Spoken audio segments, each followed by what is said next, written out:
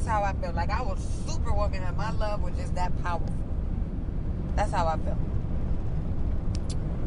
And I tried to wake her up.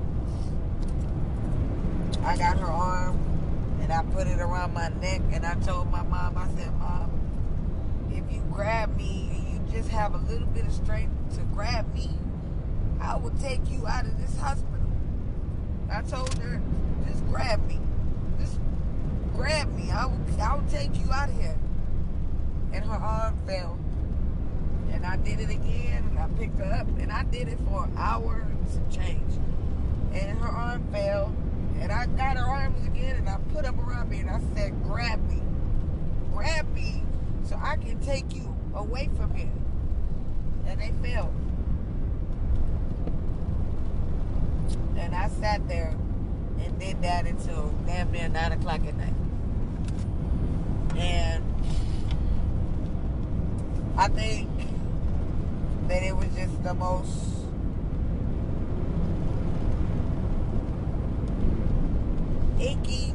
achiness feeling that you could ever have in your life. What I felt at that moment, I can't even describe. I felt death inside of me and I was alive. I felt my spirit leaving me. I felt everything, any feeling that I could ever have leaving me. I had nothing. I felt like nothing. I felt empty. And I felt helpless. And I felt bad. Like, how dare you leave me and not tell me? I had things that I wanted to say to my mama before she went.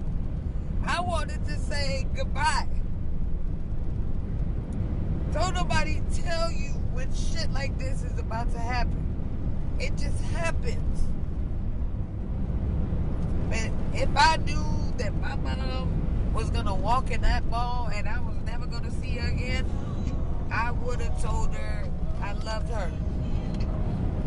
I would have hugged her a little tighter. I would have told her thank you. I would have told her what it meant to have a mother like her throughout the years. I would have thanked her for the things that she did teach me. And the things that she didn't, she made me the woman to where I was able to make it through it on my own. And I'm still making it through it. But it killed me. And I had to go. Well, first we had to sign the papers to release her body to the funeral home. And then I had to go to the house and help my dad make sure he was okay. My mom, she used to remind me of Tupac, not because she was hood or anything like that, but you know how Tupac always used to talk as if he was gonna die, like he knew he was gonna die. He would make songs about dying, about his afterlife, about death, and when I'm gone, I want you to do this, and when I'm gone, nigga, do this and do that. That's how my mom was. She would always tell me, like, Mija, when I die, all my insurance papers are in here. I look at her like, what? You know, just stop talking like that, lady, you know? And then she would be like, well, when I die, you better bring me a lot of flowers, because if you don't, I'm gonna haunt you. And I'm like, Mom, don't fucking haunt me, because I'll fucking go crazy. You know what I mean? And she'd be like, she would talk as if she was dead already, or as if she was trying to prepare me for her death. So when she did pass, I knew exactly where everything was at. I knew what to do. I was the only one that knew what to do. I knew where her insurance papers were. I knew what color she wanted. I picked out her dress. I put her in the dress that she wore to my sister's wedding. Uh, it's a light pink, very pretty. And I was upset because we didn't put her no shoes on. They're like, well, you can't see her shoes anyways. Not the goddamn point. My mom would walk around here without no shoes on. Then you put some goddamn shoes on my mom. And she looked beautiful. But I think it was harder for me at the hospital than it was at the funeral home, because at the hospital she still smelled like her. And she was still soft. And she still felt like her. And I could move her and she wasn't stiff. And she didn't have any makeup on. You know, fucking people try to do the best they can do with your parents, but you can't do my makeup, my mama makeup like my mama would do her makeup. So it doesn't seem like her at the funeral home, even though, because it's her body. Her spirit was gone. But when I went to the funeral home and I took them her dress, I knew that was it. Like, this is the last step. My mother used to love mariachi, so my tias, you know, got together and we got her some mariachis to sing at her funeral. And I was high. I felt so bad because I was high at my mom's funeral. I couldn't believe that I smoked at my mom's funeral. I didn't smoke at the funeral, but I smoked before I went to the funeral. But I figured the family wouldn't know because you can't smell it. And I've been crying so much that my eyes are fucked up anyways. But I couldn't go sober because I was having suicidal thoughts. I wanted to kill myself. I wanted to die, and I wanted to go with my mother. And it was a very selfish thing to feel. But when you have a pain that hard and that overwhelming, you no longer are thinking by yourself. The devil is working. And that nigga is taking you at your weakness and trying to get you to kill yourself so you can go to hell because it's a sin. And I'm not preaching to y'all. I don't go to church every day, every Sunday. I can't tell you the last time I've been to church, but I know that goddamn much. When you are at your weakest moments, that's when the devil is really gonna come get you, because he knows you already down. Just like a motherfucking grimy ass nigga. Kick a nigga when you down. You already on the ground. Why don't you just kick some dirt in my face? That's what that nigga wanted. He wanted me to go. And I was gonna go. Willingly. And I felt selfish because I'm a parent. And if I would have went, my kids would have been going through the same thing that I'm going through. My family would have been burying me and crying for me, too. And then what? Who's gonna watch my kids? They deadbeat daddies? No. So, I was struggling. And I overdosed. I took a lot of pills.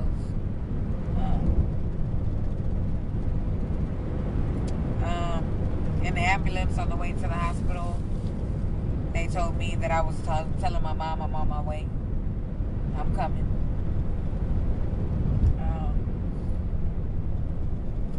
It was a very, very hard thing to deal with, and it still is. My mother died in February. By April, my dad already had another woman in the house. So, I got mad. I was living in Washington. I was married. I flew my ass down to Texas and got everything in my mama's shit. All her shit. I took it out that house. All her clothes I donated. All the pictures I took. All her perfumes. Her lipsticks. Her glasses. Her hair comb. everything. That bitch wasn't finna have nothing of my mama's. Nothing. Even though my mama don't need it no more because she gone. But in my mind, that's my mama's. So fuck what you talking about. I'm going to get this shit. And I can't. And I got it. But it was too soon. I'm not saying my father don't have the right to move on, but it was too soon. He didn't have enough respect for us to wait. For us to deal with our grieving. It's like, boom, your mom's dead, boom, I got another bitch. Double whammy, pow, slap in the face twice. Like, do you care about anybody else's feelings but your own? But I flew back to Washington and I was having the hardest time. I mean, I would go to grocery stores and I would look in the aisles. I don't even remember when I'm at the grocery store no more because I'm looking in the aisles. Maybe I'll see her in here. When I know that she gone, my mind is not letting me believe it. I know in my heart that she's gone, but my mind got me twisted. I'm tripping. I'm driving and shit, looking extra, you know, looking extra. Maybe I see my mama in the corner, I can stop and get her, and we can go eat some Chinese food. Shit, on me. For the rest of your damn life, just stay around, you know. But I don't know. It's a hard, hurtful, very traumatizing experience that nobody will ever fix. Nobody will. And I don't know how else to say it, you know what I'm saying? Like, people out there that are going through it, my heart goes out to you. Because I know what you're feeling. Not a lot of people can say that they know what you're feeling. They want to relate, and they can maybe imagine a quarter of what you're feeling. And I don't wish bad upon nobody, not even my worst enemy. But nobody lives forever. And when that time comes for everybody else, hopefully it won't be anytime soon, you'll understand where we are then. But you don't understand now. You could never understand now. So instead of telling somebody they stupid for feeling like killing themselves, or instead of making somebody feel like they don't have the right to cry, or they gotta suck it up, put your chest in it, there's nothing you can do. Just listen. Just listen when they need you to listen. And hold them when they need you to hold them. Because there is a hole that's forever gonna be in our hearts. Can't nobody fill that void. My children can't fill that void. And I love them more than life itself. You can't fill that void. You can't make it better. You can't help.